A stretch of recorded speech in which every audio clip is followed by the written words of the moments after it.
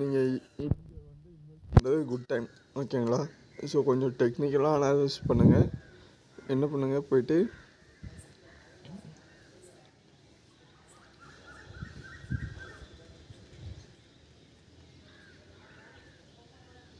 Nearest நம்ம இது trade வச்சுருக்கீங்கன்னா எனக்கு தெரிஞ்சு க்ளோஸ் பண்ணுங்கள் இந்த ஷேரு.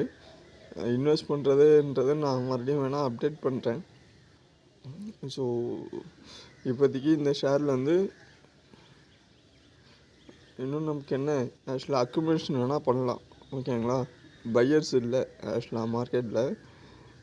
லாங் டைமில் ஒரு ப்ராஃபிட் புக்கிங் நடந்திருக்கு.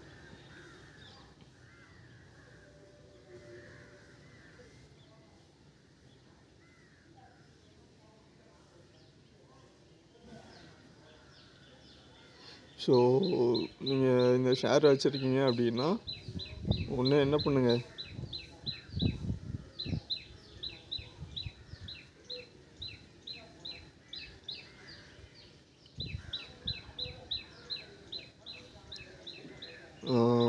எக்ஸிட் ஆகிடுங்க. எக்ஸிட் ஆகிட்டு மறுபடியும் என்ட்ரி இருந்தால் நம்ம எடுத்துக்கலாம். ஓகேங்களா? இப்போதைக்கு மார்க்கெட் வந்து லோயர் டைம் ஃப்ரேமில் வேணால் எதுவாக இருக்கே தவிர ஹையர் டைம் ஃப்ரேமில் என்னவா இல்லை. கரெக்டான ஒரு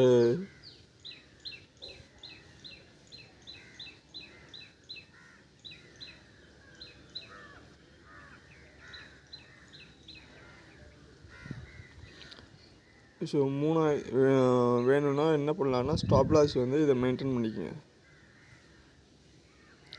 3891. ஓகேங்களா? இதுதான் stop loss. 3891 will be stop loss.